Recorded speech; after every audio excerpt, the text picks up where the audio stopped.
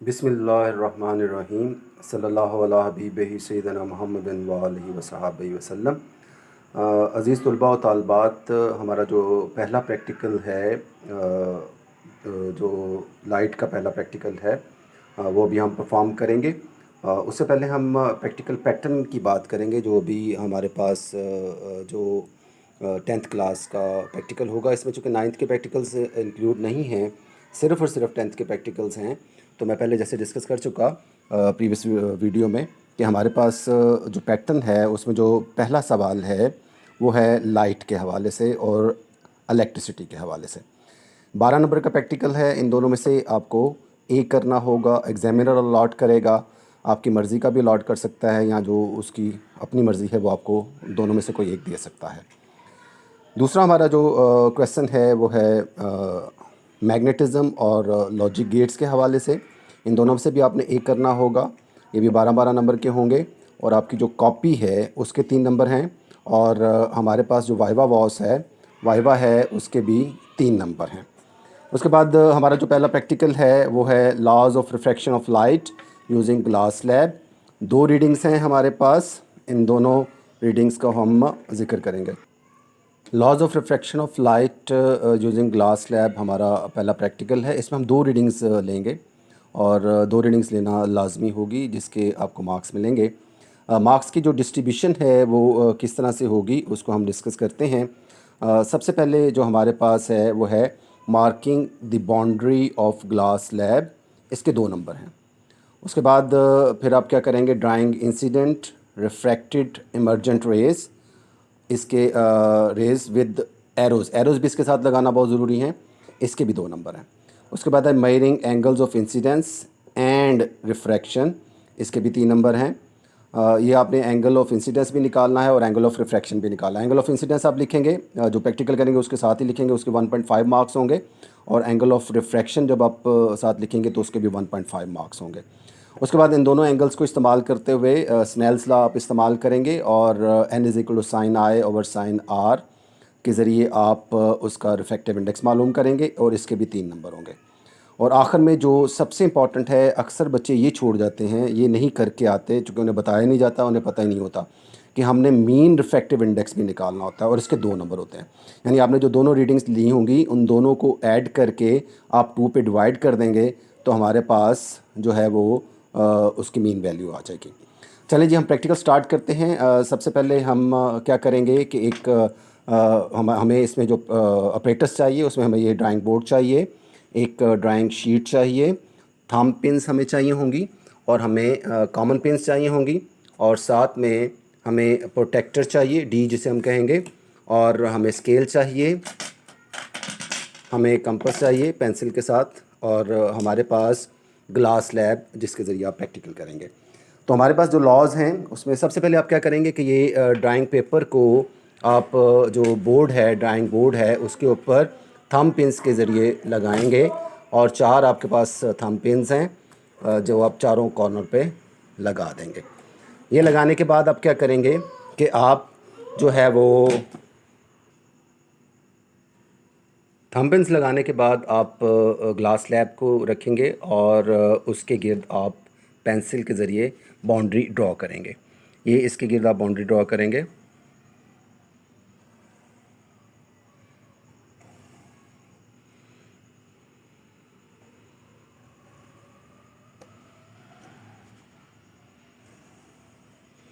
Boundary draw करने के बाद आप इसको फिल वक्त उठा लेंगे और आपने एक स्केल के ज़रिए यहाँ पे एक एक्यूट एंगल पे एक लाइन ड्रॉ करनी है।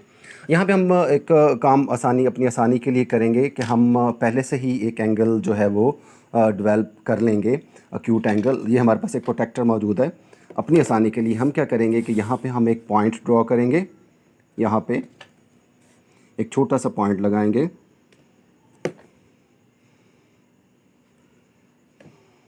इस पॉइंट को हम थोड़ा सा इस कंपास के ज़रिए यहाँ पे इसको थोड़ा सा पुश कर देंगे और इस पॉइंट पे हम एक परपेंडिकुलर ड्रॉ करेंगे। और ये बिल्कुल इस तरह से आपने रखना है इसको कि ये पॉइंट जो है, इसका जो सेंट्रल पॉइंट है यहाँ पे आए और जो हमारे पास ये जो इसकी बाउंड्री है उसके ऊपर ये हॉरिजॉन्टल लाइन प्रॉपरली आ जाए। उसके बाद आप क्या करेंगे कि इसके 90 पे यहाँ पे आप एक पॉइंट ड्रॉ करेंगे, यहाँ पे बिल्कुल सामने यहाँ पे आपने एक पॉइंट ड्रॉ कर देना। उसके बाद आपने क्या करना है, स्केल के ज़रिए इस पॉइंट को यहाँ पे आपने डॉटेड लाइन ड्रॉ करनी है। डॉटेड लाइन इस तरह से ड्रॉ करेंगे कि हम यहाँ से ये एक डॉटेड लाइन ड्रॉ करेंगे इन पॉइंट्स को मिलाते हुए। ये हमारे पास 90 का एंगल ड्रॉ हो गया।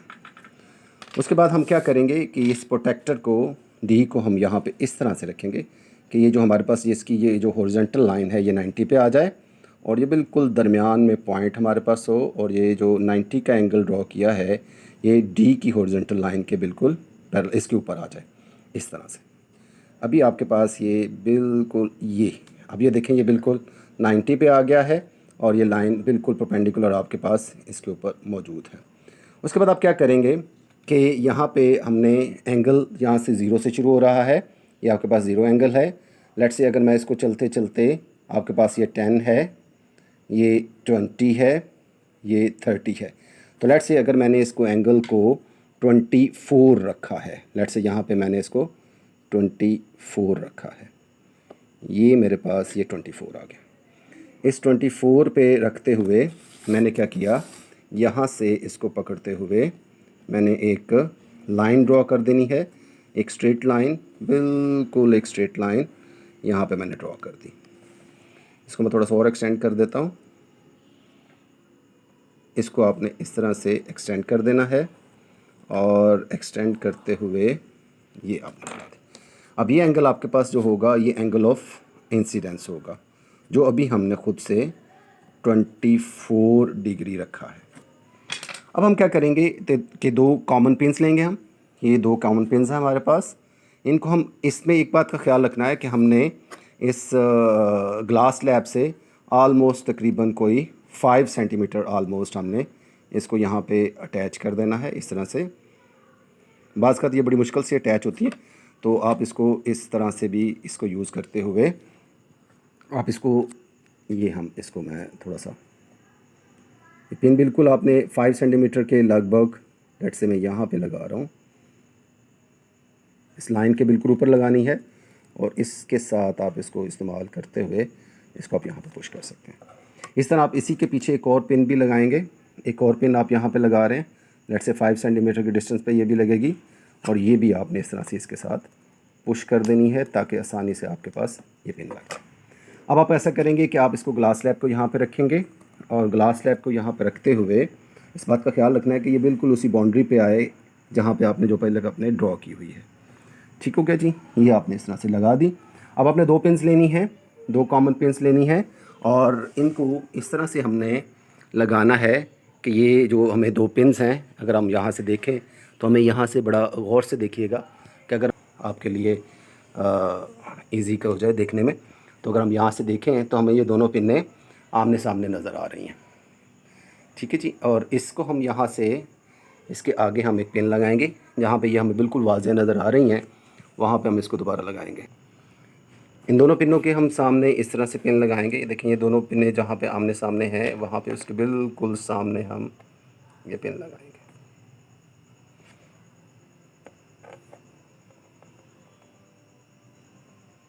ये देखें, ये पिन इसके बिल्कुल सामने हमने लगा दी।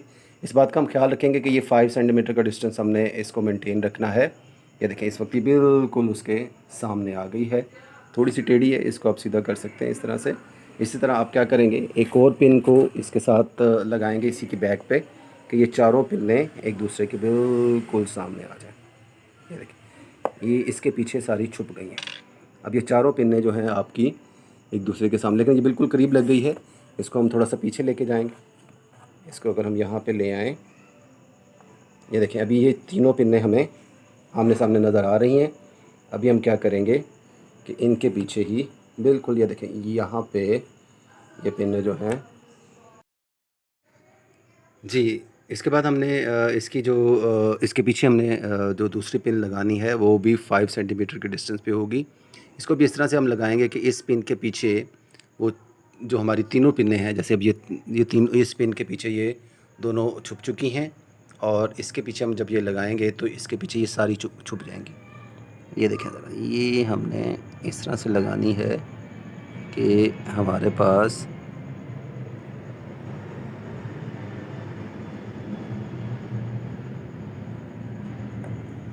ये देखें, अब ये पिन जो है इस तरह से लगी है कि ये चारों पिनें हमें एक ही लाइन में नज़र आ रही हैं। ठीक है जी।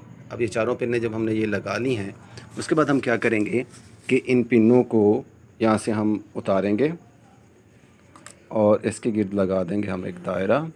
इस तरह इसको भी उतारेंगे, इसके गिर्द भी लगाएंगे हम एक दायरा, और इसी तरह इस पिन को भी हम उतार लेंगे, इसके गिर्द भी हम दायरा लगाएंगे। इस तरह इसको भी उठाएंगे और इसके गिर्द भी हम एक दायरा लगा देंगे। अब हम क्या करेंगे कि इसको, ये जो दोनों हमारे पास पॉइंट्स मौजूद हैं, इनको हम क्या करेंगे कि इनको आपस में मिलाते हुए इस तक, स्लैब तक हम क्या करेंगे, एक लाइन ड्रॉ कर देंगे। इस तरह से ये मिलाएंगे कि ये दोनों पॉइंट्स इस तरह से मिलेंगे और इसको हम स्लैब तक बढ़ा देंगे। इन दोनों को मिलाते हुए हमारे पास ये एक लाइन ड्रॉ हो गई। ये लाइन ड्रॉ करने के बाद अब हम क्या करेंगे कि इसी को, स्केल को अब हम इसके साथ मिलाएंगे। ये जो पॉइंट हमारे पास था, इसको हम इसके साथ इस तरह से मिला देंगे। ये वाला जो पॉइंट हमारे पास आया है, ये पॉइंट है ये वाला, और इसको अब हम मिलाएंगे इस पॉइंट के साथ इस तरह से। सिमिलरली जैसे हमने ऊपर एक नॉर्मल ड्रॉ किया था, इसी तरह हम यहाँ पे भी एक नॉर्मल ड्रॉ करेंगे, इसी तरह रखते हुए इस तरह से बिल्कुल, ये बिल्कुल सेंटर में हम इस तरह से रखेंगे। यहाँ पे 90 का एक पॉइंट ड्रॉ करेंगे और बिल्कुल इसके सामने हम स्केल के ज़रिए उसी तरह जैसे हमने पहले परपेंडिकुलर ड्रॉ किया था, उसी तरह अब हम दोबारा इधर एक परपेंडिकुलर ड्रॉ कर देंगे। ये अब हमारे पास जो है ये वाला जो एंगल है, ये वाला एंगल, इसको हम एंगल ऑफ रिफ्रैक्शन कहेंगे, आर से रिप्रेजेंट करेंगे, और इसको भी हम कैलकुलेट करते हैं। ये जो हमने एंगल पहले बनाया था, इसको हम दोबारा ज़रा चेक कर लेते हैं कि ये कितना है। ये हमारे पास जो है एंगल, इसको अगर हम यहाँ पे देखें तो ये ऑलमोस्ट हमारे पास 23 है। ये हमने यहाँ पे इसको चाहे 24 लिख दिया था, ये 23 हमारे पास आ रहा है। ये एंगल हमारे पास 23 डिग्री है, एंगल ऑफ इंसिडेंस। अब हम एंगल ऑफ रिफ्रैक्शन को किस तरह से मेजर करेंगे, अक्सर बच्चों को ये समझ नहीं आती, ये गड़बड़ कर जाते हैं। आपने इसको इस तरह से रखना है कि ये जो परपेंडिकुलर है ये आपका 90 के साथ आ जाए। ये जो हॉरिजॉन्टल है आपके पास लाइन इसकी डी की, प्रोटेक्टर की, और ये जो हमारे पास ये जो स्लैब की ये वाली लाइन है, ये इसके 90 पे आ जाए। अब ये हमारे पास ज़ीरो यहाँ पे होगा, यहाँ से हम इसको मेजर करेंगे, यहाँ पे ये ज़ीरो है, और इस ज़ीरो के मुताबिक हम इसको इस तरह से करेंगे कि ये हम, हमारे पास ये पॉइंट है और ये हम इसको इधर से मेजर करेंगे, तो ये पूरा हमारे पास 15 आ रहा है। तो एंगल ऑफ रिफ्रैक्शन हमारे पास यहाँ से ज़ीरो से मेजर कर रहे हैं, तो ये देखिए ये लाइन बिल्कुल हमारे पास, अगर हम इसको दोबारा लगाते हैं, हमारे पास ये जो लाइन आ रही है, इसको अगर हम कैलकुलेट करते हैं तो ये हमारे पास एग्जैक्टली 15 आ रही है। ठीक है, यहाँ पे अगर आप देखेंगे तो आपको पता चलेगा ये हमारे पास एग्जैक्ट 15 आ रही है। ठीक है, यानी हमारे पास एंगल ऑफ रिफ्रैक्शन जो है वो 15 आ रहा है। अब हम यहाँ पे इसको कैलकुलेट करेंगे। हमारा हम जो यहाँ पे एंगल लिखा है हमने, एंगल ऑफ इंसिडेंस, वो हमारे पास आ गया 23 डिग्री, और एंगल ऑफ रिफ्रैक्शन जो है वो हमारे पास है 15 डिग्री, और हमारे पास n जो होता है वो होता है sine I over sine R। इसको अब हम कैलकुलेट करेंगे। n is equal to sine 23 degree over sine 15 degree. तो n हमारे पास आ जाएगा, जब आप ये कैलकुलेट करेंगे तो ये ऑलमोस्ट 1.509, यानी ऑलमोस्ट हमारे पास n इज़ इक्वल टू 1.51 कह सकते हैं, जस्ट 5 भी लिख लें। तो हमें पता है कि जो हमारे पास ग्लास स्लैब है उसका रिफ्रैक्टिव इंडेक्स 1.5 होता है। अब हम क्या करेंगे कि हमारे पास ये जो रिफ्रैक्टिव इंडेक्स आया है, इसी तरह हम एक और इसी तरह ग्लास स्लैब रख के एंगल ऑफ इंसिडेंस को थोड़ा सा चेंज करके एंगल ऑफ रिफ्रैक्शन भी चेंज हो जाएगा। तो हम ये जो है एंगल, हमारे पास ये जो 1.5 आया है, इसमें जो हमारे पास जो वैल्यू होती है, ये जो रीडिंग आपकी कहाँ तक ठीक होगी, ये जो आपका 1.5, आपको पता है कि जो ग्लास स्लैब होती है, जो ग्लास होता है उसका रिफ्रैक्टिव इंडेक्स 1.5 होता है, और 1.5 का 5% वैल्यू आपकी प्लस माइनस अगर 1.5 में कर लें तो उसको करेक्ट तस्वर किया जाएगा। तो बच्चों ये हमारा प्रैक्टिकल था। उम्मीद है आपको बिल्कुल समझ आई होगी, और इसको आप सब्सक्राइब भी कीजिएगा और लाइक भी कीजिएगा और बेल आइकन को क्लिक भी कीजिएगा। इस तरह से आपने दोनों रीडिंग्स लेनी है। पहली रीडिंग आपने ले ली है, इसी तरह आपने दूसरी रीडिंग लेनी है। आई को चेंज कर लें, इससे आर भी चेंज हो जाएगा और आपका रिफ्रैक्टिव इंडेक्स भी आ जाएगा। और आखिर में आपने इन दोनों जो हमारे पास रिफ्रैक्टिव इंडेक्स आए हैं इनकी मीन वैल्यू भी निकालनी है। थैंक यू, अल्लाह हाफिज़। इसके अंदर हम सबसे इम्पॉर्टेंट चीज़ जो मैंने अभी बताया था कि एरर्स ड्रॉ करने के नंबर हैं। आपने यहाँ पे एरो ड्रॉ करना है। ये आपके पास है इंसिडेंट रे। यहाँ पे आप इसको लेबल भी करेंगे। यहाँ पे आप लिखेंगे इंसिडेंट रे। अब यहाँ पे इसको इंसिडेंट रे लिखेंगे, ये एरो आप ड्रॉ करेंगे। उसके बाद आप ये जो इसके अंदर ग्लास स्लैब के अंदर है, ये हमारे पास ये रिफ्रैक्टेड रे है। इसको हम यहाँ पे लिखेंगे रिफ्रैक्टेड रे, और ये एरो हम ड्रॉ करेंगे। इसी तरह ये हमारे पास इमर्जेंट रे है, ये इससे खारिज हुई है। इसको हम इमर्जेंट रे यहाँ पे इसको लेबल करेंगे, हम लिखेंगे इमर्जेंट रे। और ये हमारे पास नॉर्मल है, ये भी नॉर्मल है, यहाँ पे भी हम लिखेंगे ये नॉर्मल है। ये जब रेयर मीडियम से डेंसर मीडियम में रे दाखिल हो रही है, और हम देख रहे हैं कि जब रेयर से डेंसर में दाखिल होती है तो बेंड टुवर्ड्स दी नॉर्मल है। यहाँ पे हमारे पास ये डेंसर रे से आ रही, ये एंगल ऑफ यहाँ पे अब हम जो होगा ये एंगल ऑफ इंसिडेंस होगा, ये एंगल ऑफ रिफ्रैक्शन होगा। यानी अगर हम यहाँ से एंगल ऑफ इंसिडेंस और ये एंगल ऑफ रिफ्रैक्शन निकाल लें तो ये फिर डेंसर से रेयर में जा रही होगी, तो फिर ये हमारे पास जो स्नेल्स लॉ है ये उलट जाएगा। एन जो है वो साइन आर ओवर साइन आई के इक्वल हो जाएगा। तो ये हम इसके अंदर ये इनकी जो लेबलिंग है ये बहुत ज़रूरी है, ये हम लेबल करेंगे, इनके मार्क्स हैं।